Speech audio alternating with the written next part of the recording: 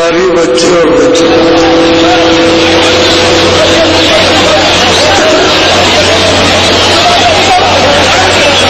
मालिक का भेद सुनने को मिलता नहीं है। सुनाने वाले, जो प्राप्त करने वाले, उनके पास आप पहुंचते नहीं। तो जो गोपनीय राज है वो आपको मिल नहीं सकता। किताबों में जो लिखा हुआ कुछ नहीं समझ में आएगा। किताबें लोगों के घरों घरों में, अगर उसको जान लिया होता तो सबका घर स्वर्ग जैसा हो जाता, सब लोग सुखी हो जाते, सब लोगों में प्रेम रहता, सद्भाव रहता, श्रद्धा रहती, सेवा भावना रहती, आदर सत्कार होता और किसी प्रकार का कोई विकार नहीं रहता। लेकिन जब आपने उन किताबों को उलट दिया और उसी का अर्थ आपने जगत भोगों में लगा दिया, तो ये सब विकार जिस तरह से बादल आते हैं वैसे छा गए और उन विकारों से हम सब लोग, चाहे वो धनी से धनी हो, चाहे निर्धन से निर्धन हो, सभी ये अनुभव करते हैं कि दुखी है। कोई ये अनुभव नहीं कर रहा कि उसको सुबह शाम जिसके पास है उसको भी चिंता लगी हुई और जिसके पास नहीं है उसको भी चिंता। लेकिन उन रास्तों पर जो बताया था चलते रहते तो सब सुखी रहते, सब जैसा सुख रहता, कोई कलेश नहीं होता, बीमारी नहीं। अब ये सब चीजें लग गई तो जीवन जो है एकदम से कमजोर हो गया। बुद्धि में कमजोरी, मन में कमजोरी, इंद्रियों में कमजोरी, काम में कमजोरी, चलने फिरने में, भाव, सब चीजों में कमजोरी आ गई। और कमजोरी का सबूत है कि गिर गए। अगर वो चीजें रहती तो ताकत रहती है, लोगों में शक्ति रहती, ज्ञान विवेक रहता और सब लोग उसका उपयोग करते, और कोई नहीं उसका उपयोग कर रहा। तो महात्माओं की सबको जरूरत थी, एक को नहीं, किसी भी कौम और जाति का हो उसको फकीर और महात्मा की जरूरत है ही। बिना उसके अपना कोई भी काम नजात का या मुक्ति मोक्ष का या स्वर्ग और वैकुंठ का या आत्म कल्याण का नहीं हो सकता, होगा ही नहीं। उनके मिलने की जरूरत है। लेकिन जब जब आप किताबों को याद करो तो उसमें यही सब में लिखा है कि तुम पूरे की खोज करना, सबने लिखा। कोई ऐसी किताब महापुरुष की नहीं है जिस पर ये लिख दिया हो कि न खोजना, बस अब तुमको मिल गया अब आगे नहीं खोजना, ये नहीं। सब कह के जा रहे खोजना, उनकी तलाश करना, कहीं न कहीं मिल जाएगी। और किसी जात को भी मिले, तुमको मनुष्य से मतलब है, जब वो मिल जाए तो मनुष्य, उससे मतलब है, जाति से कोई मतलब नहीं। उसका अगर भेदभाव रखोगे तो संकीर्ण हो जाओगे। तो खुले हुए विचारों के रहो। जहाँ सुकर्म होता है वहाँ भेदभाव की क्या जरूरत है, वो तो पवित्र कर्म है। अशुद्ध कर्म तो अशुद्ध कर्म में भेदभाव रखो, पवित्र कर्म है उसमें क्या भेदभाव। तो उनके यहाँ तो पवित्रता रहती है। आप जाति में संकीर्णता ले आओगे तो जो उनके पास है वो मिल ही सकेगा कुछ। तो सबने कहा, आपको ये बताया, पहले यहाँ कुछ नहीं था,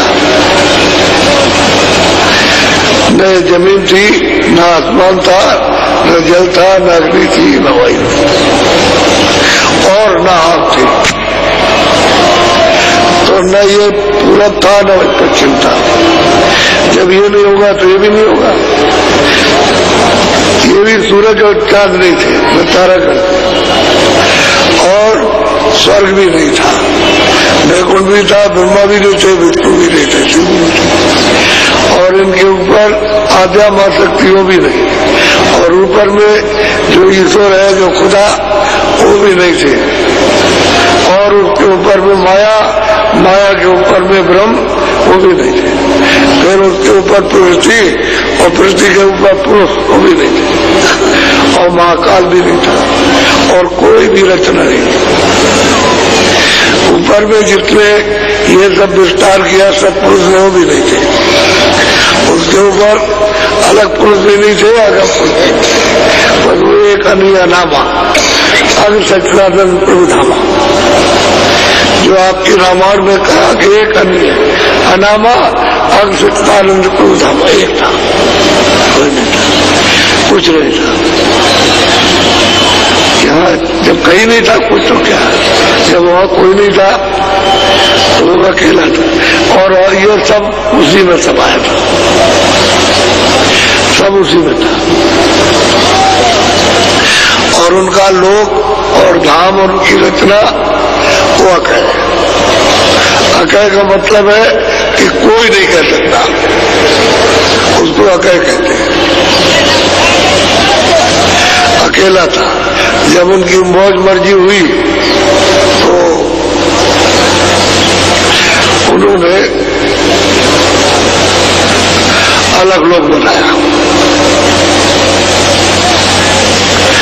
अलग लोग उन्होंने स्थापित कर दिया,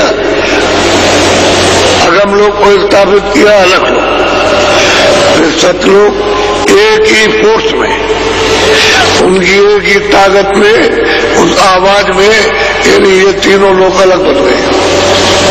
अनामी धाम से अलग, ये अनामी धाम से अलग है, वो तो अकय, उसको कोई नहीं कह सकता। और इन्होंने मालिक ने अपना रूप तीनों में यानी बैठा दिया, एक का अगम पुरुष, एक का अलग पुरुष, एक का सत्पुरुष, और कितने युग वहां के बीत गए होंगे, कुछ नहीं सब एक रस, वो तीनों देश एक रस है, उसमें कोई निज रूप है उनका, उसमें जब वहां पहुंच गए तो पहचान लिया, सत्पुरुष की मर्जी हुई है उनकी, जो सत्पुरुष सतलोक में है उनकी मर्जी हुई, उन्होंने ये विस्तार किया, तो उन्होंने, उनके पास कोई ताकत तो कम है नहीं, तो उन्होंने अपनी आवाज से ये सब किया, सारे मंडल, सारे लोग, अनंतों लोग, अनंतों ब्रह्मांड एक ही आवाज में तैयार कर दिया,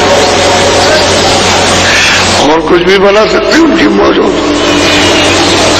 उनके पास तो कोई कमी है नहीं, और भी निर्माण कर सकते हैं,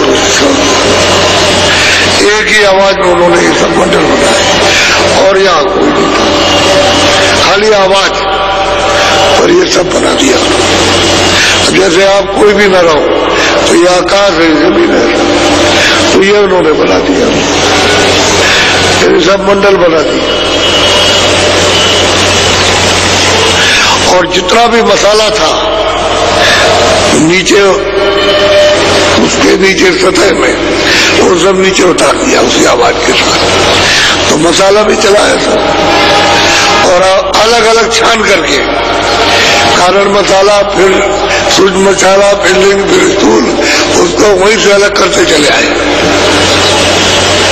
और मंडल बना दिए, लोग बना दिए, और पोला लोग, उनमें कुछ नहीं है, बस ये उनकी आवाज पर सब के सब, अगर वो आवाज बंद कर ले अपनी तो कहीं कुछ नहीं रहेगा, सब खत्म।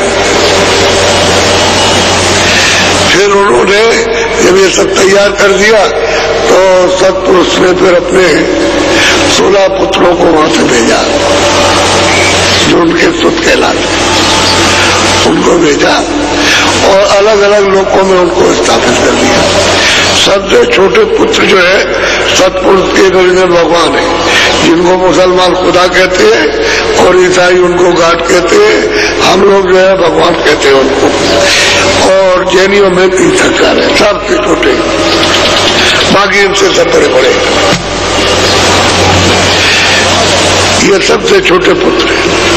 जैसे मतलब ये है, घर में अगर आपके बच्चे हों, 6 बच्चे हुए तो सबसे छोटा, और सबसे बड़ा कौन, उससे कौन छोटा, उससे कौन छोटा, उससे कौन छोटा, उससे सबसे छोटा कौन, तो सबसे छोटे ये जो नीचे ले आकर के तो इनको अपनी आवाज पर उतारा।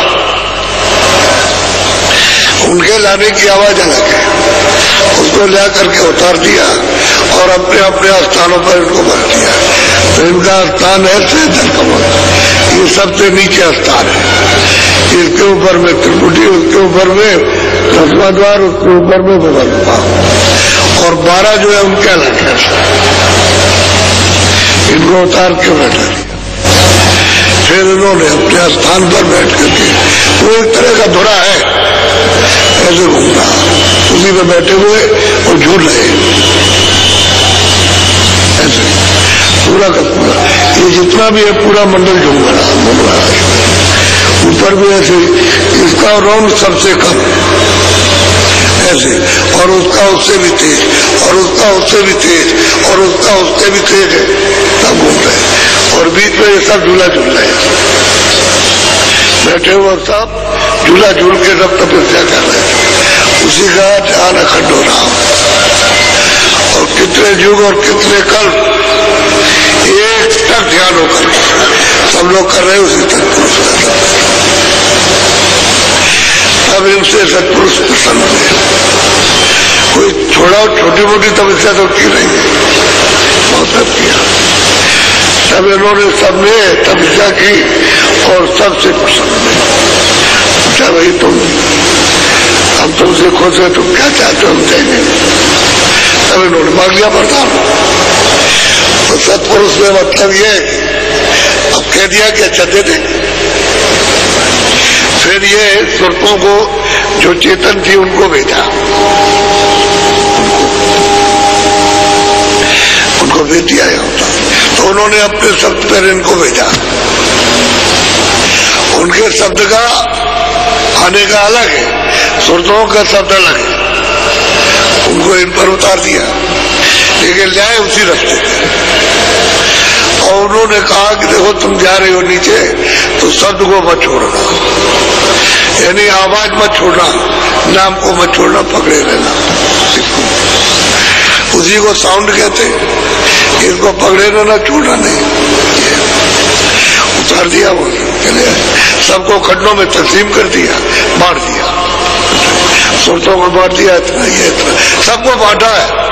और ऊपर में तो खचाखच, जितने ऊपर जाइए खचाखच, कितना दिया है ऐसा मालूम होता है कि यही सागर है, खचाखच भरा हुआ है, कोई जगह इतनी भी जगह खाली नहीं, इस तरह का है। तो गिनती तो सत्पुरुष को सभी मालूम, जितना दिया उनके पास तो गिनती है, औरों के पास मतलब उनको दे दिया, या उसकी कोई गिनती नहीं। इन्होंने सबने फिर धीरे अपने अपने स्थान पर आकर के अपनी आवाज पर, अपनी धाराओं पर उतार दिया सुरतों को। इन्हीं जीवात्माओं को अपनी धाराओं पर उतार के नीचे ले आए सब, यानी एक नहीं, सब जिस स्थान पर आए उसने वो तो शब्द वहां रह गया, अपने शब्द को उतारा और अपनी धाराओं को उतार लिया किरणों पर। वो किरणें हैं और बेशुमार किरणें, ये नहीं गिर नहीं सकता, इतनी किरणें हैं। और वहां मालूम होता है कि क्या है, उतार के ले आए सबके सब, और अपने अपने मंडल में ले आकर के फिर जो मतलब ये है कि जिस तत्व में थे उन तत्वों का इन पर आवरण डाल दिया, कारण डाला, फिर सूक्ष्म डाला, फिर लिंग डाल दिया, फिर ये डाल दिया। अब ये सबसे जड़ स्थूल है, ये बस यहाँ आकर के फिर आपको देखा कि ये नहीं फंसेंगे तो कैसे फंसेंगे, तो कानून बनवाया, फिर विष्णु महादेव को पैदा किया आद्या महाशक्ति से।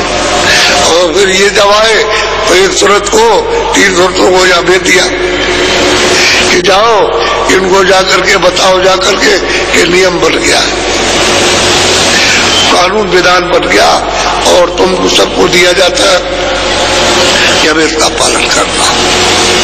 ये इसमें पाप पुण्य अच्छा बुरा न्याय न्याय सत्य सत्य, और इसमें 4 खाने कि तुम अगर गलत काम करोगे खानों में फिर तुम नरकों में जाओ, ये सब सुनाया और आपको अधिकार पूरा दे करके और तारीख उसकी तिथि निश्चित कर दी। बस उस तारीख से फिर आपको ये लगेगा, पहले नहीं था। पहले तो जितने भी मनुष्य शरीर में खोल दिया ये सब सुरतें वापस गई, तो जब उस समय वापस चली गई तो अब आप निर्मल हो जाइए, अब चले जाओगे आप। जब उस समय पर सब गए, तुम्हारी रामायण में लिखा है जब पूरा उनको बोध हो गया तो उन्होंने लिखा है सतयुग जोगी सब क्या। जब सत्य का समय यहाँ आया था, जब विधान नहीं बना था तो सब तब तक सब जोगी विज्ञानी थे और सब यहाँ से चले गए लोग, फिर लौट करके सत्य देश से कोई जाए, क्योंकि वो तो मतलब ये कि अमर देश है, वो तो दयाल देश है और इनको निकाला है ये काल का देश क्यों, ये रोक लेंगे सारी सुरतों को सारी जीवात्माओं को, और फिर अपने अपने विधान में जब ये फंसा लेंगे तो फिर इनके साथ शक्ति होगी। बता लिया जैसे मान लो सब जगह छुट्टियों की बात बताता हूँ कि तुम कहीं भी किसी देश से आ सकते हो जा सकते हो, कोई मतलब है कागज की जरूरत नहीं है, सवारियां आती जाती उसमें बैठो जाओ आओ, तो कोई मतलब है किसी तरह का बंधन नहीं, न कहीं रोक टोक है न कोई पूछेगा कि भाई तुम। लेकिन बाद में फिर लोगों ने मतलब यह है कि बंधन लगाए, नहीं मतलब यह है कि कितने जाओगे ये, फिर धीरे धीरे धीरे और फिर वो पासपोर्ट फिर ये पोर्ट और वो पोर्ट ये सब बन गए। अब ऐसे फिर उन्होंने कहा आप नहीं जा सकते, तो जाना बंद हो गया। ऐसे ही है ठीक उसी तरह से के बाद उन्होंने कहा कि अच्छा भाई ठीक है, तो ये सूक्ष्म कर्म है, तुम्हारा ये कारण कर्म है और ये तुम्हारा लिंग कर्म है और ये तुम्हारा स्थूल कर्म है, और इसमें बैठ करके करोगे तो क्षण करके ये हो जाएगा और ये हो जाएगा और ये मिलेगा तो तुमको ये लोग मिल जाएगा, तुमको ये। इसमें आपको बता दिया जब कोई कर्म नहीं था किसी तरह का तो हम निर्मल थे, और निर्मल जन सो बोल पाते। वो कहते हैं तुलसीदास जी, जिसका मन जिसकी बुद्धि जिसका चित्त है और ये अंतःकरण जिसका निर्मल हो गया उसे मुझे प्राप्त कर सकता। कोई हो चाहे धोबी में हो चाहे भंगी में हो, चाहे अर्जन में हो चाहे ब्राह्मण में हो चाहे क्षत्रिय में हो, चाहे वो मतलब ये किसी हो शेख हो सैयद हो कोई भी हो, वो उसे प्राप्त कर सकता। और जिसका मन और अंतःकरण जिसका दिल मेला रहेगा वो कहते मुझे कभी नहीं देख सकता। तो तब तो सब यानी सब निर्मल थे, पवित्र थे, मन पवित्र, बुद्धि पवित्र, चित्त अंतःकरण तो पवित्र, और वो लोग आते जाते थे, सारी सुरतें आती और जाती थी। पीछे से ये बंधन लगा दिया, फिर पीछे से उन्होंने कहा कि नहीं तुमने ये अच्छा कर्म नहीं किया तो चलो तुम हमको वहां डालेंगे जेल खाने में, तो इससे निकाल के पशु पंछियों की योनि में बंद कर दिया। और उन्होंने कहा नहीं तुमने बहुत ज्यादा गलती की है, तुमने जीवों को बहुत मारा और सताया तो तुमको नरकों में ले चलेंगे, वहां तुमको जलाएंगे और काटेंगे, वह यात्रा देंगे, तो वहां ले गए। ये उनका विधान बनना। अब आप उसके कर्जे में दिया और दिया, इस कर्जे में आप फंस गए, ये पाप। अब ले दो यहाँ, जिसके साथ दिया और दिया अब उसी से ले और दो, तो ये लेने देने का कर्जा है। ये कर्जा अगर ये बंद हो जाए आपका लेना देना और ये सब, तो फिर आप निकल जाओ यहाँ से। कर्जा देश का तो ये काल का देश हो गया। उन्होंने कहा काल के देश में आपको ये सब देना पड़ेगा, चाहे कोई भी आएगा, जो भी कर्म करेगा यहाँ का सबको देना। इस तरह से सब जीव फंस गए, जो किताबों में लिखा था थोड़ा बहुत अब वो भी याद नहीं रहा, क्योंकि बताने वाला कोई नहीं रहा कि चलो भाई इतना बता देते तो ये करते रहते तो इतना तो कम से कम ये शुद्ध रहते, चलो स्वर्ग में पहुंचते रहते, इतना तो कर्म करते कि हम जिंदा में स्वर्ग में पहुंचे या बैकुंठ में पहुंच जाते, तो वो तो सब बंद हो गया था। अब खाली मतलब है ऐसे धरने से ऐसे कि हमने तुम पर पानी चढ़ा दिया और तुमको मतलब ये है कि हमने स्नान कर लिया, बस यहाँ जोड़ लिया, इससे काम करने वाला कुछ नहीं। क्योंकि गंदगी तो सब जमा, गंदगी तो ये कोई चीज नहीं, सूरज की रोशनी नहीं गंदगी खत्म करती, गंदगी तो मतलब जल खत्म नहीं करेगा, क्योंकि अंतःकरण पर गंदगी है और ये शरीर के ऊपर है। ये कर्म आपका जो जमा हुआ है वो शरीर के ऊपरी हिस्से में, इस आकाश के ऊपर। ऐसे देखने से पता नहीं आता है बाहर की आंखों से, जब अंदर की आंख खुलती है तो पता चलते हैं कि हम तो इस आकाश के ऊपर है। ये जो कुछ भी देखने को मिल रहा इस आकाश के ऊपर मिल रहा, वहां कर्म जमा है। तो जब कर्म वहां जमा हुआ कुछ जाएगा नहीं, तो ऐसे करने से क्या होगा? अरे भाई तुम तो चेतन कर्म करते तो मतलब ये समाप्त होता, और चेतन कर्म किया नहीं तो धुलाई कैसे हो? न तो आपने ध्यान लगाया, न आपने आसमानी आवाज सुनी, न आपने कुछ देखने का चेतन आंख है तो चेतन से चेतन देखने की कोशिश करनी चाहिए। तो जब आंख साफ हो जाती तो वह धुलाई हो जाती, तो वो तो आपने किया। अब महात्मा मिले नहीं तो इसलिए हम सभी लोग भटक गए। और ये चीजें जो आप सुन रहे हो ये आपको कोई सुनाएगा नहीं। महापुरुषों ने तो लिखा, वो तो जो जाने लगे तो लिख गए, और प्रेमियों को जो उन्होंने जो कुछ दिखाया, जो कराया उन्होंने कराया और पहुंचाया उन्होंने। लेकिन ये है कि आपकी समझ में नहीं आएगा जब तक कि जानने वाला न मिले, तब तक ये चीजें समझ में नहीं आ सकती। इसलिए आपको उसका कारखाना समझ में नहीं, तो आप बड़े ध्यान से सुनो। पहला स्थान क्या है जिस पर राम बैठे हुए? राम कहते हैं तीन लोक के मालिक को, वो अवध निवासी है, यानी सहजल कमल में उनका निवास है, समझ गए? वो अयोध्या को, उसी को अयोध्या कहते हैं, सहजल कमल। अब संतों ने उनको कहा है कि भाई ये निरंजन भगवान है, ये हिंदुओं के परमात्मा, मुसलमानों का खुदा, ईसाइयों के गाड है, जैनियों के तीर्थंकर है, साफ साफ। इसके आगे न इनको मालूम है, न मुसलमानों को पता है, न हिंदुओं को और न जैनियों को, आगे का भी कुछ नहीं। इसलिए ये सबसे सतपुरुष के छोटे पुत्र हैं। अब आप उनका हाल सुनिए जरा, बोलो। सोनेरी सखी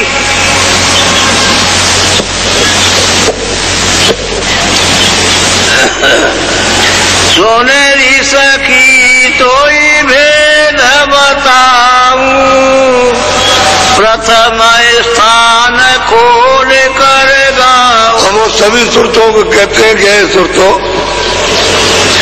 तुम सखियों को तो अपने साथ रखो, शील क्षमा संतोष मेरे विवेक, ये सूरत की सखियां हैं।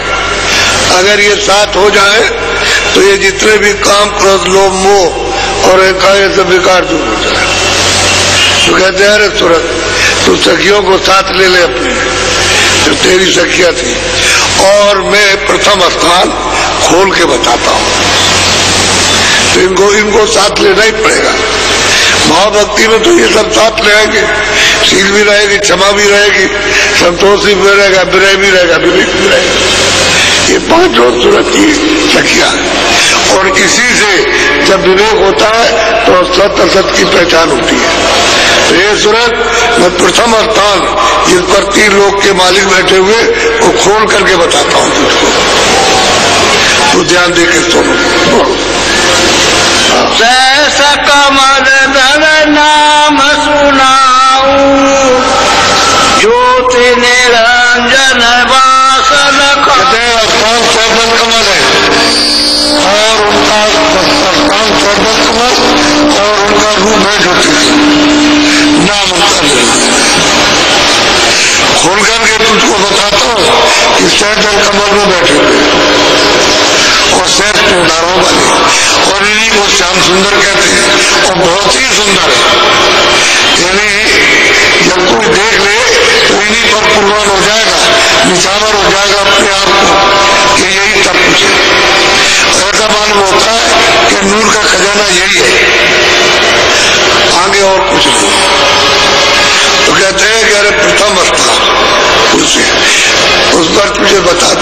नाम भी और स्थान भी और रूप भी। तो स्थान सैदल कमल, रूप उनका ज्योतिष स्वरूप और नाम निरंजन है, यही नाम है। अब कुछ भी आप इनको कह लो, ये नहीं वो खुदा कह ले, तुम ईश्वर कह लो, वो मतलब है कह ले गाठ, वो कह ले, लेकिन है ये। अब इनके 100 नाम रख दीजिए, लेकिन नाम उनका नाम यही है, उनका उच्चारण में यही है। और जो है वो अपना बताएगा, अपने नाम को बताएगा, वो अपना नाम बताएगा। जैसे किसी ने पूछा आपका क्या नाम, तो बताएंगे मेरा नाम जो है वो जगदीश राम या रमेश नाम है। वो भी आगे पूछेगा साहब आपका क्या नाम है, तो आप बताना पड़ेगा कि आपका और ये रूप है और ये नाम है, इसी रूप का ये नाम है, वो तो बताना पड़ेगा, बताएगा ये नाम है, ये उपकार और ये रहने का स्थान है। तो कहते हैं सूरज सखियों को साथ ले ले और मैं तुझे खोल करके प्रथम स्थान को बताता हूँ, खोल करके, छुपा के नहीं, खोल करके बताता हूँ। बोलो। करता तीन लोक ये ठाऊं, वेद चारी नर से। कहते हैं ये 3 लोक के करता है, जो सैदल कमल में रहते हैं, जिनका नाम निरंजन है, रूप उनका जो स्वरूप, ये 3 लोक के मालिक, ये इसी स्थान पर रहते हैं, इनका दूसरा और कोई स्थान नहीं। ये नीचे नहीं आ सकते और न ऊपर जा सकते, अपने स्थान ही बनेंगे। और तीनों लोगों के ये करता धरता है। यहाँ के स्वर्ग वैकुंठ हो जो उनका लोक है, जो सूक्ष्म लोक है, उसके ये करता धरता है। ये 3 लोग बहुत विधि विधान से बता रहे, ऐसा नहीं अलग अलग करके कि नाम उनका ये, रूप उनका ये, स्थान ये। ब्रह्मा विष्णु महेश तीनों पुत्र इन्हीं के ये। और क्या कहते हैं कि भाई देखो ब्रह्मा विष्णु और महेश ये तीनों मतलब ये है कि इन्हीं के, जो सैदल कमल में रहते हैं, जो खुदा और गाड और परमात्मा जिनका नाम निरंजन, इन्हीं के पुत्र हैं। इसी स्थान के नीचे आद्या मां सकती है, क्योंकि जब इनको उतारा था तो 2 धाराएं उतारी थी, 2 धारा। एक तो मर्तबा उनकी अर्धांगिनी, यानी मतलब एक स्त्री और एक पुरुष, तो दोनों अगर एक ही उतारते तो फंसना नहीं होता, न फंसाना होता, दोनों को उतार दिया सतपुरुष ने, उतार करके ले आए।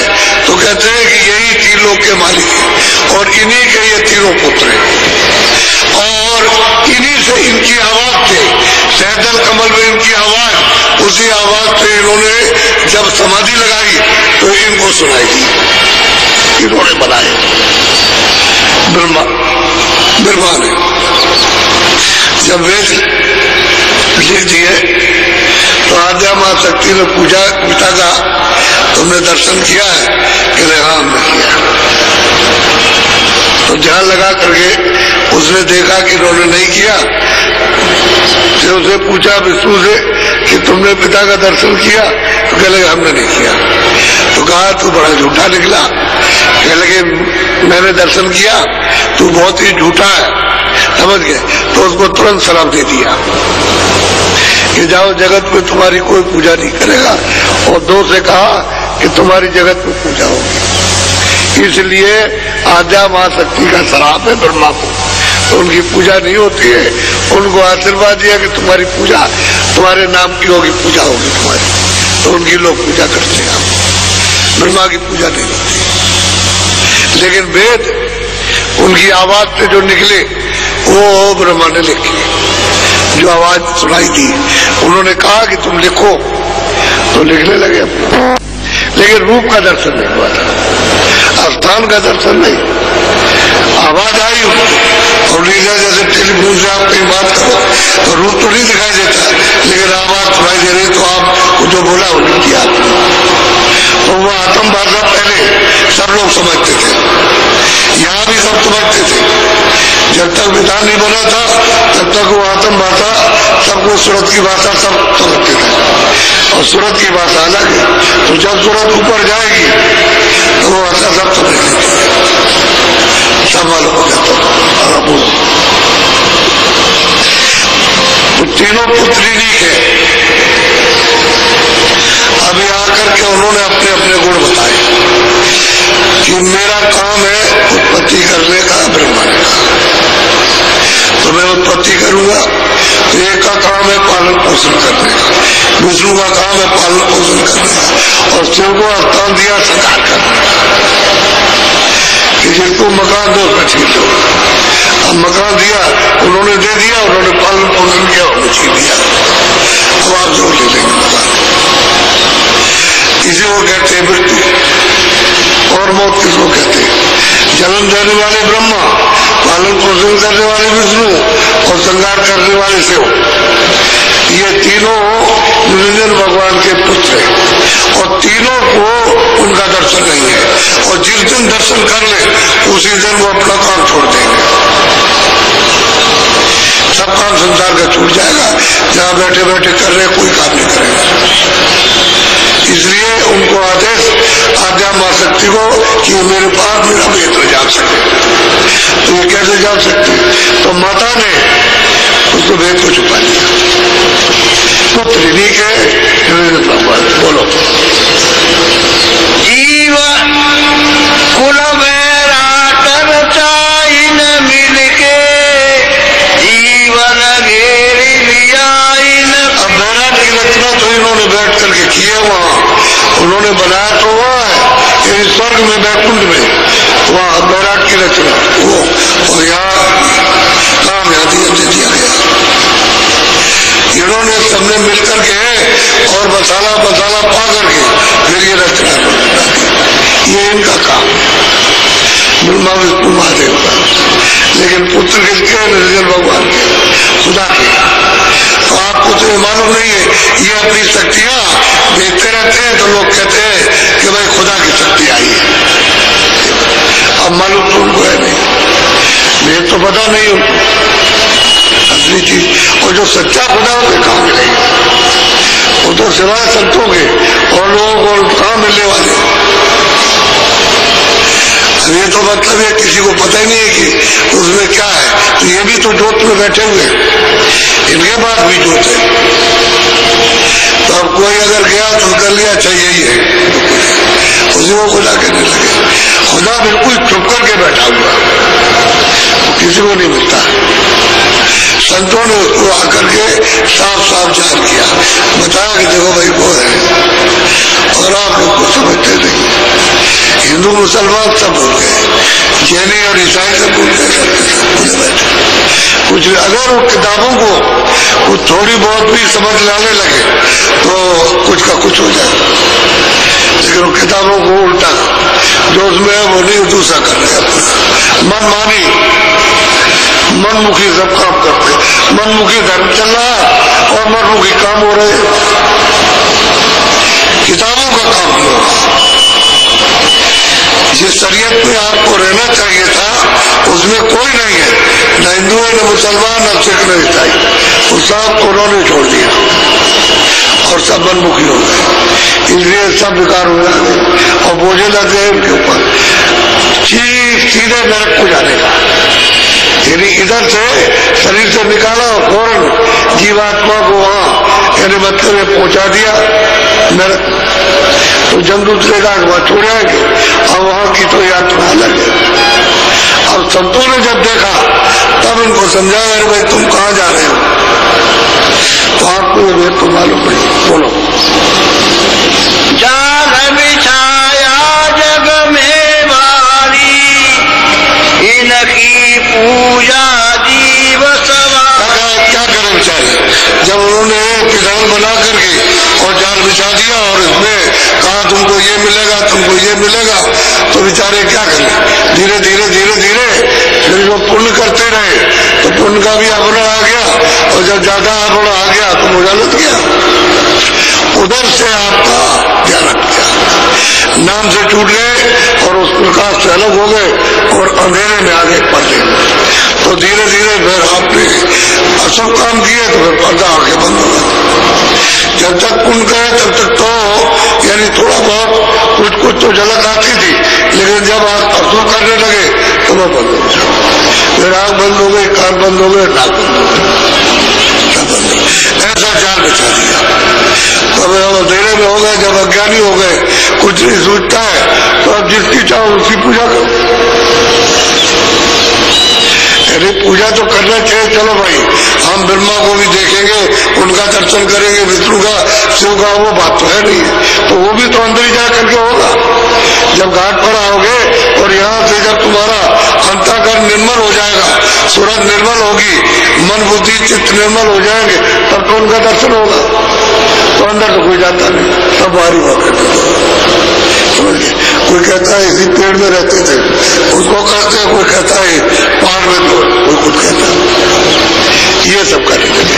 अब जो अंदर जाने का रास्ता लोग, यानी इनका भी दर्शन अंदर ही होगा। जब तक अंदर आंख नहीं खुलेगी तब तक इनका दर्शन नहीं हो सकता, क्योंकि ये तो सब रास्ते में बैठे, रास्ते से मिलेंगे दर्शन होते। तब ये भेद तो किसी को मालूम रहा नहीं।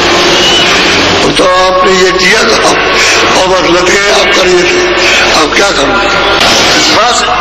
फंसे जाल में पचे कर्म में धोखा खाया। कहते हैं कि फंसे जाल में फंस गए और जो कर्म किया है धोखा खा गए, फिर उससे हमको कुछ नहीं मिला, धोखा खा गया। हम कहते हैं हमको पुण्य मिलेगा मरने के बाद। अरे भाई पुण्य की जगह पाप कर रहे हैं, समझ लो पुण्य, तो आपको कैसे मिलेगा मरने के बाद? वो तो आपकी समझ है, वहां तो पाप हो रहा और आप कह रहे हो पुण्य कर रहे हो, और जो पुण्य कर रहे हो उसको कह रहे हो पाप किया। तो न इससे कुछ मिला रोकते, अब इस जाल में फंस गए और कर्म किया उससे धोखा खा गए। यानी ये क्या कर लिया, न करते तो अच्छा था, न करते तो तुम फंसते नहीं, लेकिन कर्म करने लगे तो मतलब जाल तो बिछा दिया उन्होंने, और कर्म करने लगे तो बस धोखा खा गए। अब वो रास्ते नहीं मिलता, जो वापस जाने का था वो बिल्कुल ही भूल गए, सब भूल गए। अब एक खाने पीने में और सोने में एक मार काट में सब के सब इसी में। और देख लो ये खुद मुक्त मोगी हो, इसी जाल में फंसे और रो रहे, चिल्ला रहे। बोलो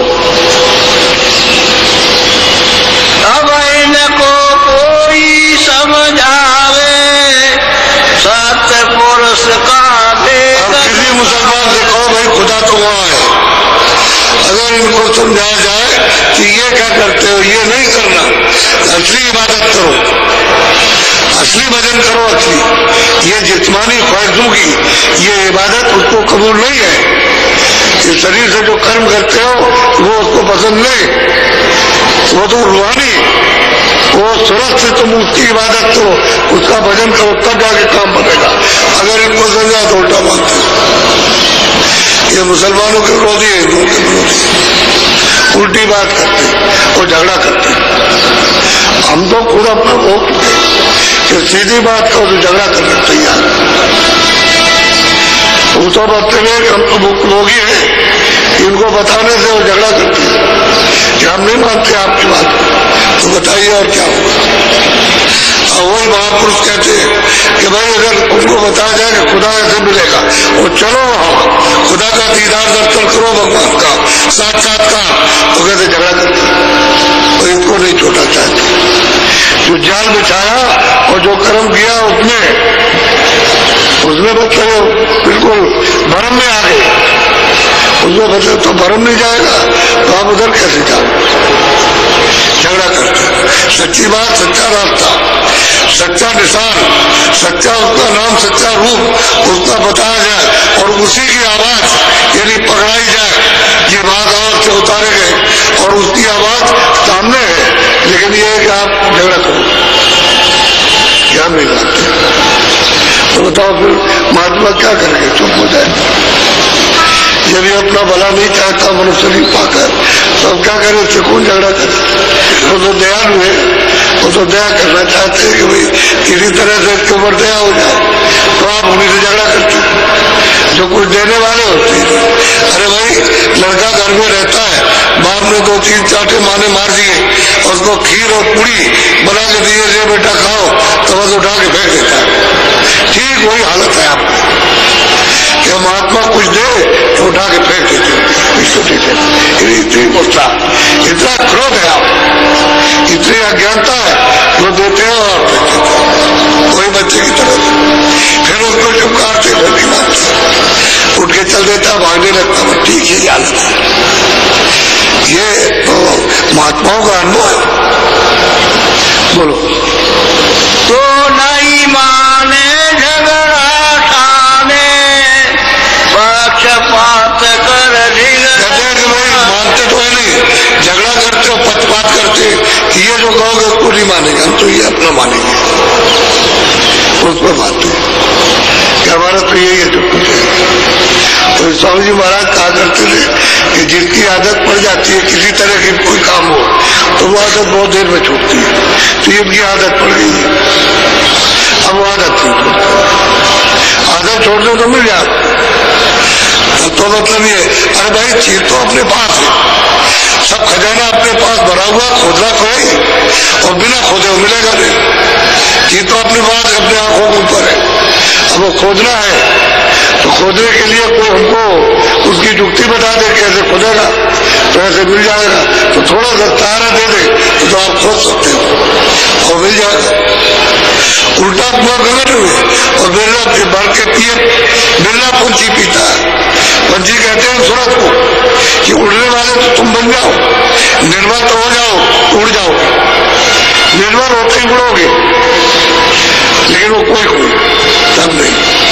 तो कहते हैं झगड़ा करते और पक्षपात करके और आलोचना तरह की और चले जाते हैं, बस ये होता है। और ये मौजूदगी में यही देखा गया। बोलो। या से मैं तो को समझाऊं, ये सब ठग खुल कर जतना। महापुरुष कहते हैं कि यार सूरज, मैं तुझको खुल करके समझाता हूँ, ठगे और तुझको ठग रहे हैं, समझ गए, और तेरी जान ले लेंगे और तुझे 84 नरकों में भेजेंगे। तेरा इनमें से कोई जो ठग है, हित कोई नहीं चाहता, सब इस जाल में, इसलिए तू मेरी बात को मान ले और इनसे निकल जा, तो तू अपने रास्ते पर चल, तो मिल जाएगा। क्योंकि रास्ते में तो ये सभी है, सब रास्ते में एक ही धारा में, सब एक ही सड़क है, उसी पर ये सब बैठे हुए, और उसी सड़क से जाना, उसी से जाना, सड़क तो एक ही है, उतारा तो एक ही रास्ते से, कोई 2 रास्तों से तो उतार के लाया नहीं। बोलो। इनके मार्ग तू मत जाए, तू संतन की बड़ा साफ इसमें धोखे में मारने क्यों जाते हो? जो जाल बिछाया है, कर्म किया, भर गए, अब उसी धोखे में फिर चले जा रहे हो। तो कहते हैं कि मैं तू खुल करके समझाता हूँ कि इनके मार्ग में तू जा, संतों के पास पहुंच और उनकी खोज कर वहां पहुंचा तो इससे बचाएगा। तो तू कर्मों से जाल से भी बचेगी, 84 से नरकों से भी छुटकारा हो जाएगा, और तेरा अंतःकरण ये वो साफ कर देंगे सब, क्योंकि उनके पास तो इसकी औषधि है। नए नए में दुर्दोष में मंजन, अगर नेत्रों में औषधि लगा दी जाए तो दिमाग खुल जाएगी। यही तो आप कहते हो डॉक्टर से कि आंखें खराब हो गई, दवा दे दीजिए, तो कोई ऐसी दवा डाल दो कि पर्दा साफ हो जाए। तो कर्मों का पर्दा है, तो संतों के जाकर के याचना मांगो कि दया कर दीजिए, कृपा कर दीजिए, आप खो दीजिए, तो दवा डाल देंगे, दे देंगे दवा। तो नेत्रों पर जो जमा है वो दोष, जो कालमा, साफ हो जाए तो आँख खुल जाएगी, तब दिखाई देना शुरू होगा। तो कहते हैं तू जा सकता के पास, मैं तुझे बताता हूँ तेरे हित के लिए, और तू धोखा खा गई तो मनुष्य शरीर चले जाएगा, फिर नहीं मिलेगा तुझको। और क्या कह सकते, इतना इशारा करना उनके लिए बहुत बड़ी चीज है। और तुम अपने अधिकार का उपयोग न करो तो अब जब अब ये कहो कि मालिक ने भाई दे दिया, दान में दी हुई चीज ली नहीं जाती। जब दान में दे दिया, खुशी में दे दिया, तो उसका रास्ता अलग है। तुम संतों से प्रेम करो तो ले जाएंगे, फिर कोई नहीं रोक सकता। अरे तुम्हारे साथ घर में बच्ची रहती है 20 बरस 25 बरस तक रहती है, और जब उसको पति के हवाले उसको देखा भी नहीं और गठबंधन कर दिया, फट माँ बाप के प्रेम को छोड़ के चली जाती है। इसी तरह से संतोष के पास में जाओ, तुम उनसे प्रेम करो, बस वही रास्ता निकाल ले जाएगी। एक ही रास्ता रखा है यहाँ से निकालने का, और कोई रास्ता नहीं है। प्रेम करो, बस प्रेम से सब कुछ हो जाएगा। प्रेम करोगे बस मतलब है अपना लेंगे प्रेम, और उनको कोई रोक नहीं सकता, क्योंकि आपको प्रेम आपने किया। तो इससे छोड़ो जगत से झूठा, और मतलब ये धोखे का, ये ठग का रिश्ता है। जगह जगह बन के बैठ गए और ठग रहे एक दूसरे को। घर में ही ठगाई हो रही है, भाई भाई को ठग लेता है, और मतलब पति पत्नी को ठग लेती है, और दोस्त दोस्त को ठग लेता, और मिल जाते हैं ठग, रास्ते में ठग लिया, पीछे रोकते रहते हैं भाई ने ये किया तो बाप ने ये कर दिया तो इसने ये किया। वो कहते हैं मैं ठगों से बचो, धोखे से, और उनको ढूंढो, उनसे प्रेम करो तो काल के जाल से निकाल देते। फिर तुम्हारे पाप से भी पाप और पुण्य से पुण्य सबको धो डालेगा एक तरफ में। और जब तक वो नहीं मिलेंगे तब तक कुछ नहीं। क्या ये तो कर्म है, कर्म करते हो और तो जाल है, कर्मों का जाल। तो बोझा लादते चले जाओ तो तुम तो चारों लोगों में नहीं दे सकते, इतना बोझा लदा हुआ। इसलिए उन्होंने रास्ता बताया, जाओ जहाँ कहीं भी संत मिल जाए, मालिक को प्राप्त करने वाले वहां पहुंच जाओ। और ऐसे है, तब उन्होंने ये वचन कहा, अगर नहीं होते वो संत यहाँ तो फिर ऐसा कभी नहीं कहते। तो है सत्य गुरु कहे सोई तुम मानो, दिल का वचन न कर परमानो। कहते भाई दूर जो कहे जब मिल जाए तो उनका वचन तुम मान लो, और ये मतलब अंधेरे में ये कहे तो कहते तुम बात मत करो, तो कहते भाई इधर चलो, इधर चलो, कर्म करो। तो वो चेतन कर्म है, उधर मेहनत करो, लड्डू। जब ये कह रहे हैं कि इधर मेहनत करो, इधर आकर के ध्यान भजन करो, और इधर मेहनत का फल लो, अगर इस पर भी नहीं मानते तो मेरे और क्या समझाया जाए। थोड़ी सी मेहनत करना, इनका प्रमाण लेने की जरूरत नहीं है, वो जो कहे उसको कर लो, तो ऊपर ले जाने का काम कराएंगे। नीचे से तो सब बंधन तोड़ेंगे, जहाँ जहाँ तुम्हारी आसक्ति है उसको सबको बता करके धीरे से वहां से निकाल जाएंगे। और जैसे जैसे प्रेम करने लगोगे बंधन टूटने लगेगा, इनसे नाता टूटने लगेगा, और जितना ही नाता टूट जाएगा उतने ही तुम हल्के होते चले जाओगे, जगड़ में ही रहोगे। फिर वो जब ले आएंगे घाट पर तो यहाँ से खोल देंगे, फिर स्वतंत्र होकर के चल पड़ो। जाना तो आपको ऊपर है, ये आपका देश नहीं, ये पहला स्थान भी आपका देश नहीं। अगर इनके यहाँ भी पहुंच जाओ तो यहाँ से वहां आराम है, कोई तकलीफ वहां नहीं, आनंद है। लेकिन वो आनंद उतनी देर का है कि यहाँ 100 बरस का, वहां 1000 बरस का। उस आनंद को बोल लिया और बस सीधे फिर आओ। फिर किसी अमीर घर में, राजा घर में जन्म लिया और फिर वहां फिर कर्म करो और सीधे नरक, वो छोड़ने का प्रतिया देता है। तो ऐसा क्या करना? अरे ऐसे ऊंची मंजिल चलो जहां सब कर्मों से छोड़ जाओ, कोई कर्म ही ना लगे। भाई ऐसी अग्नि जलाओ जिसमें रोज भस्म कर दो, चाहे वो मतलब शुभ कर्म हो, चाहे शुभ हो, जो कुछ भी करो फिर भस्म करो, तो रोज जलता जाएगा रूपी अग्नि में। तो जब अंदर आंख खुल जाएगी और प्रकाश जब प्रकट होगा उसमें सब जल जाते हैं, सब साफ। उस रोशनी के सामने कोई चीज टिक नहीं सकती। वो सारा का सारा अंतर्गत साफ हो जाएगा, दमदम करेगा, चमचमाएगा। अब वो खुल करके कह रहे जाओ संतुलित शरीर में जाओ, जहाँ कहीं भी मिले बोलो। राहर का नाम उधर साई, पता भेद कहूँ। रास्ते का कहते जो कुछ भी है, रास्ते के चिन्ह पढ़ाओ, वो तो मैं बता ही दूंगा।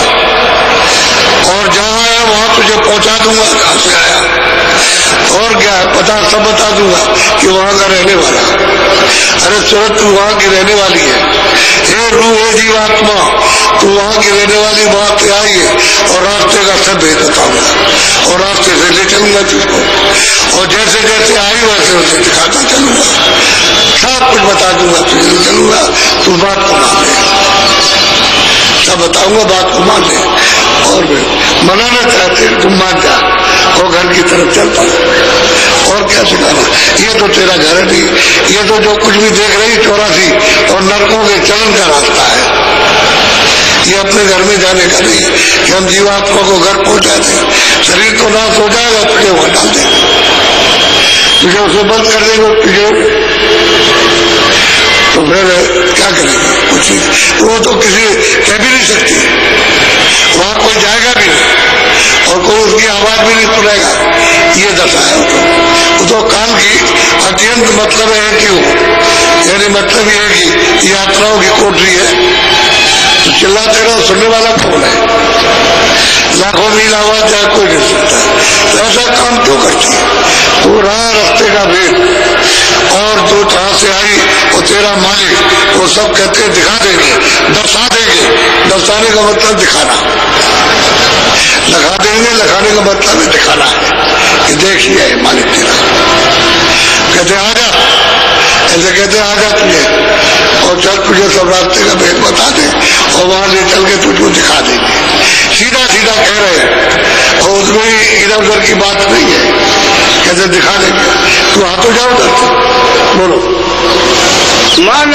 और सूरत लगाओ तिल पर ये गोबर घटया, कहते हैं कि तू दोनों आंखों को बंद कर और मन को यहाँ दे, यहाँ ये तेरा द्वार है, ये यहाँ पर बैठी हुई है घाट है, यहाँ तो सामने देख तो एक तिल दिखाई देगा, एक छोटा सा तिल से भी छोटा दिखाई देता है, सुई की नोक के बराबर, कहते हैं तू अपनी दृष्टि को यहाँ घेर करके तू रह जा, खड़ी हो जा, खड़ी हो जा तो मैं दरवाजा खोल दूं, अब तू इधर से मन को साथ लेकर के खड़ी नहीं होगी ऐसे देखने के लिए, तो मैं दरवाजा क्या खोलूंगा, तेरी आंख तो उधर है, इधर आ जाएगा, सामने इधर है, तो दरवाजा खुल जाए चल पड़ेगा, फिर ये सब मिल जाएंगे, सबके सब जो अधिष्ठ जो बैठे हुए काम कर रहे हैं इन सबका दीदार दर्शन होगा, ज्यों कहते हो जिस शकल में उसी शकल में दर्शन होगा, बैठे हुए और काम कर रहे हैं अपना, बोलो निरखो खिड़की देखो तिल चौका चित्त लगाओ राखो रूप, कहते हैं कि जब तुम्हारा तिल खुलेगा, खिड़की खुलेगी और सामने चौक आएगा तो प्रकाश ही प्रकाश हो जाएगा, जब चौक पे खड़े हो जाओगे तो वो दर्शेगा किसी को वो है, तब आपको चौक पे खड़े होकर, चौक एक लंबा सा फक मैदान है चमकता हुआ, अंधेरे से निकलकर दरवाजे से खिड़की के बाहर खड़े होगे और ऐसे करके देखोगे तब पता चलेगा, तब मालूम होगा, तो आँख खुलेगी तब, अरे भाई तुम्हारे सबके अंदर दिव्य आँख है, तीसरा नेत्र है अंदर और सबको खोलने का अधिकार है कि ये को नहीं, सब खोल सकते हैं, लेकिन रास्ते का भेद और बच्चों में घाट की जुक्ति वो तो जानकार से मिलेगी, वो जब तक नहीं देगा आप चलोगे नहीं, क्या करोगे उधर चलकर, आपको मालूम ही नहीं कि ऊपर में कोई रास्ता है, अंदर की आंख का कोई रास्ता है, उधर कोई देश है, उधर कोई लोग है, उधर कुछ दिखाई देता होगा, कुछ नहीं मालूम, ये देख रहे हो आप भूल जाए तो यूं ही अंधे और आंख है तभी अंधे, ये दोनों चीजें आंख बंद हो जाए तभी स्वप्न और आंख खुली है, ये सब स्वप्न की चीजें, जब सोओगे तो ये सब गायब, जगोगे तो मेरा और स्वप्न में जो देखा वो खत्म, तो ये स्वप्न की दुनिया है, इसको चाहते हो बसाना, आवाज चाहते हैं, कभी स्वप्न आवाज होता है, स्वप्न तो कल्पित है, कुछ नहीं कल्पना है, बोलो पचरंगी फुलवारी देखो दीपदान घट भी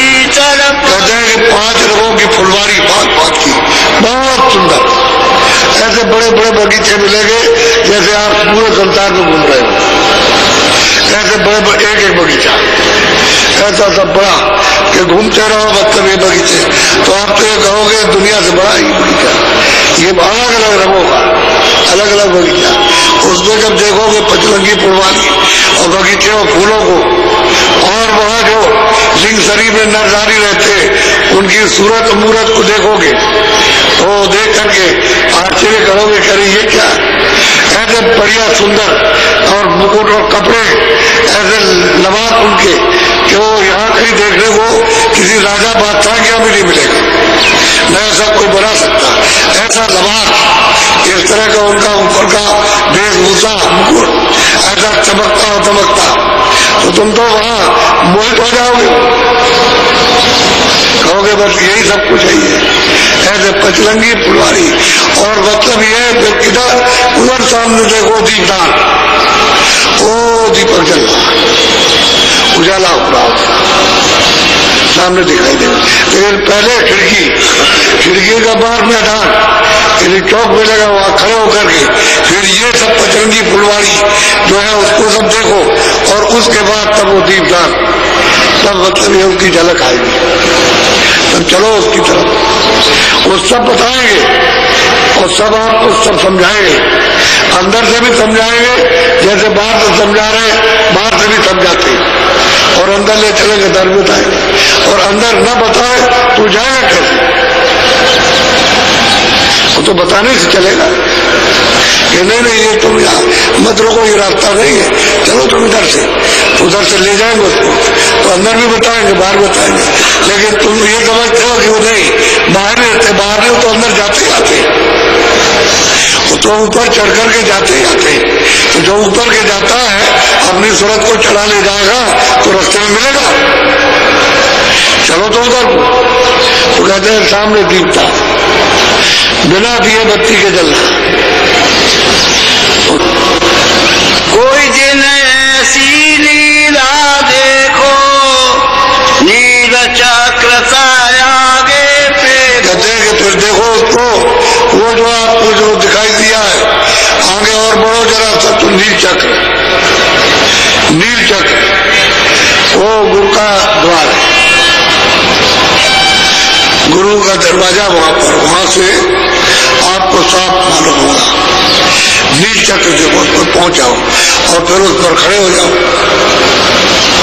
ये जो चमक आ रही है उसकी चमक फुलवारी के जो खेल और ये रचना जो देख रहे हो वो देखोगे तो मतलब है और आगे चलोगे तब मतलब नील चक्र मिलेगा घूमता हुआ है, बस उस पर वहां बैठना पड़ेगा और वहां से खड़े होकर के देखो, तब आपको मतलब कितना साफ दृष्टि से दिखाई देगा, तब देख पाओगे, ऐसे नहीं। बोलो मेरे प्रेम बदता को बोलो ज्योत निहारो मन को। अब कहते हैं ये नील चक्र है, तो जब एकदम से विलाप होता, तड़प होती है, जब सूरत को आत्म तड़प होगी तो नील चक्र है उसमें जड़े हुए, जैसे आकाश है उसमें सूरज जड़ा हुआ, ऐसा मालूम होता।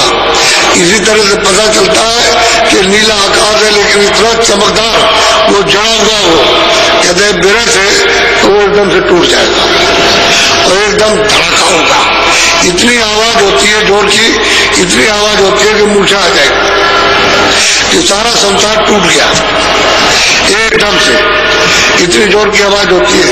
तो कहते हैं भाई उसको बिरह से फोड़ दो, बिरह होगी तब, जब बिरह से फोड़ोगे तब वो सच्ची जोत का दर्शन होगा, जो निरंजन भगवान बैठे हुए तब दर्शन होगा। उसी को गोस्वामी जी महाराज ने बहुत रोए, वो थोड़े नहीं रोए, बहुत रोए, वो घर में बैठे रहे तो रोते ही रहते थे कमरा बंद करके, तब जाकर के वो फूटा, तो जब वो फूटा और दर्शन हुए तो मोह विलोक राम मुस्काई, उस सैदल कमर में निरंजन भगवान ही राम है। जब वो खुश हो गए प्रसन्न हुए तो उन्होंने रास्ता दे दिया, यदि खोल दिया तो उधर गए कि यानी अंदर पेट में नहीं, वो तो रास्ता उधर जहाँ मात खड़े हो गए उधर देखते हैं कि वो बहुत प्रकार की सृष्टि है, बहुत प्रकार के लोग हैं और सब जगह दिखाई देता है सब। तो उन्होंने देखा, अब वही बात कहते हैं ज्योति में इसको फोड़ो तो फिर जाकर के तुमको दिखाई देगा दर्शन, तब साक्षात्कार होगा, नहीं तो वो प्रतिबिंब दिखाई देता रहेगा। तो प्रतिबिंब को तुम समझोगे कि वो ऐसा था, इस तरह का था, ऐसा था, जो जैसा देख लेगा कह देगा एकदम ने देख लिया, वो देखेगा नहीं, वो तो नील चक्र नहीं मिलेगा तो ऊपर उनको नहीं देख सकता था। जब नील चक्र टूट जाएगा, वो टूट जाएगा, खुल जाएगा, तब जाकर कल साक्षात्कार दर्शन होगा, ऐसे नहीं हो सकता। तो उसके लिए विरह चाहिए, बड़ा रोना, यानी कपड़े भीग जाए तब जाकर के ये काम होता है, ऐसे हंसी खुशी का काम नहीं है। बहुत विलाप होता है, बहुत रोती है, बहुत चिल्लाती है और बहुत प्रार्थना करती है तो टूट जाता है, टूट जाता है, जहाँ हो जाती है महापुरुष की। बोलो बोलो। अनाद घंटा सुन कर रीजो, शंख बजाओ रस में। कहते हैं कि अनाद घंटा बज रहा, तीनों लोकों में घंटा बज रहा, खूब अच्छी तरह सुनो और शंख को सुनो और उसमें बीजो यानी स्नान करो, वो अमृत उसमें से टपक रहा, घंटा घरन घरन उसी घंटे की आवाज यदि जब लोगों ने सुनी तो सब जगह कहा कि मंदिर में घंटा बज रहा, तो उधर बजना चाहिए था इस मंदिर में, तो आपने मंदिर बनाया उसमें घंटा बजा रख दिया, उन्होंने मस्जिद में बजा रख दिया, गिरजाघर में बजा रख दिया, वो तो उनके भले मुख से ही घंटा बज रहा।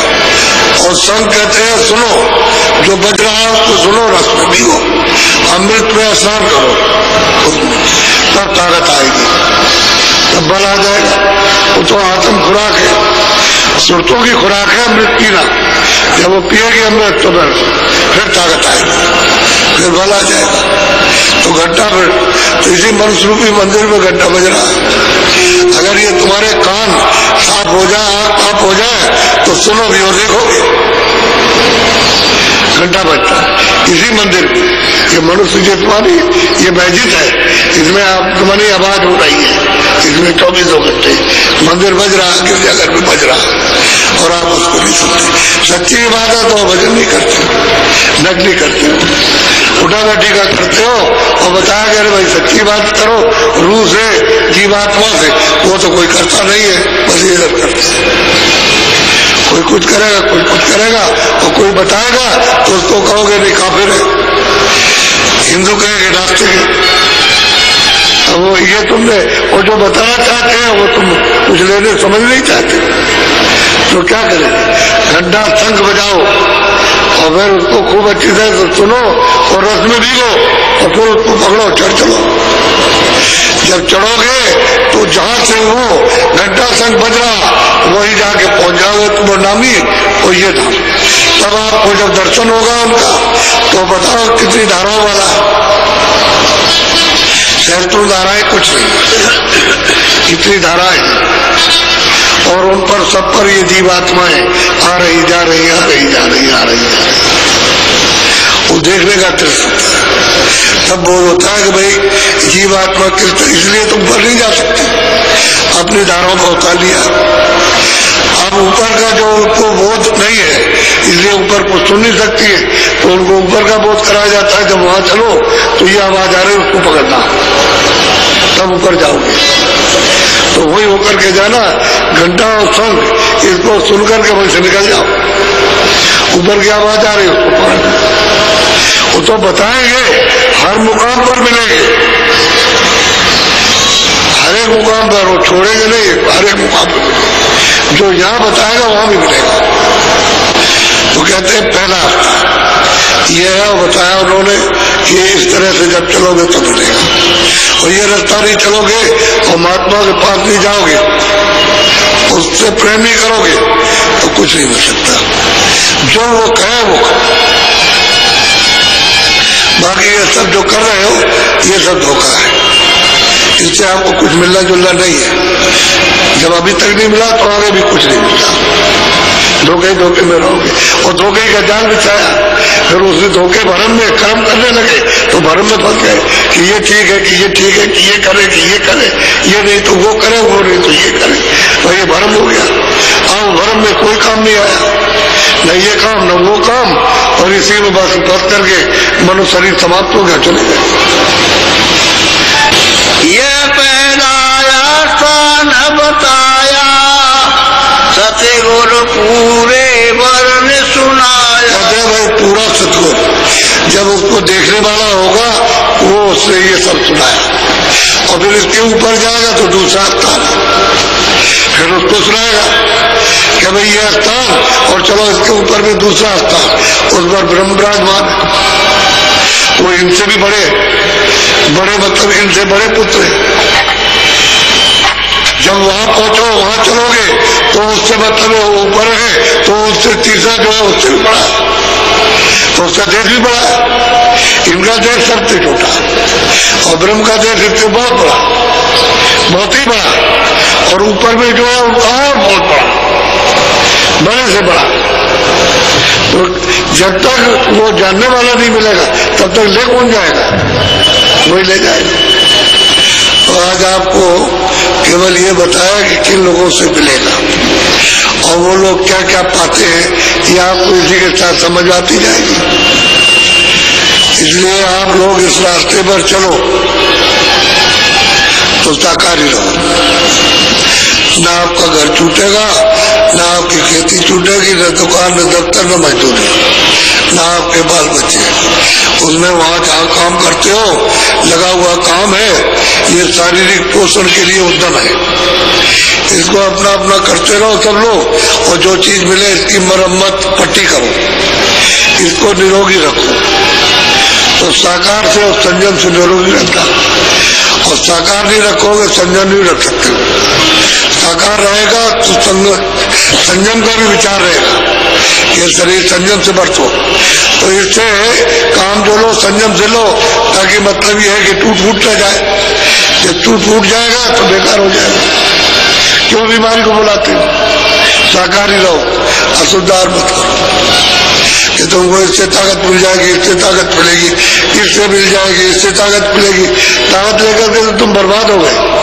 जितना ही औरों का विश्वास किया उतना ही अशुद्ध आहार करके और आपने अपने शरीर को बिल्कुल एकदम रोगी बना दिया, रोगी से भी रोगी बना दिया, और अब आप दवा खा रहे हो, अब वो अच्छा तो नहीं रहा। ऐसा नहीं, संयम से रहो, साकारी रहो। घी है, दूध है, राज है, सब्जी है, फल है, सूखे गीले, उसको आप खाइए जितना हजम कर सकते हो, कोई बनाई नहीं है। अच्छे कपड़े, अच्छे इसको ठीक रखो। ये किराए का मकान है, उससे कहा कि मेरे मकान को तुम ठीक रखना, जैसा हम दे रहे वैसे ही हमको वापस कर देना, इसमें गंदगी को भरना नहीं, और हमको साफ कर देना, और तुम मेरे मकान में बैठ करके अपना यानी काम कर लो, यानी मालिक के पास पहुंच जाओ। ये नहीं कि मैंने रोक लिया, तो मैंने इसमें नहीं रोका, मैंने तो जो हमारा कर्जा लोगे उस पर रोके। तुम कर्जा हमारा अदा किए जाओ और चले जाओ। मैंने तुमको पूरी छूट और पूरी आजादी दी है, उसमें जाने के लिए कोई बंधन नहीं, लेकिन कर्जा को दे दो तो कर्जा अदा कर दीजिए। तो कर्जा अदा करने के लिए संतों के पास जाओ, कर्जा अदा कर देंगे। जब उनसे प्रेम करोगे तो वो कर्जा आपका अदा हो जाएगा, वो अदा कर देंगे। उनके पास अदा करने की क्षमता है, शक्ति है उनके पास, सब कर देंगे। और वहां नहीं जाओगे तो ये कर्जा अदा नहीं होगा। इसलिए साफ साफ उन्होंने कहा, तो आप साकारी रहो, सुधार करो। और हम किसी को साधु नहीं बनाते, सब अपने अपने घर में रहो, बाल बच्चों की सेवा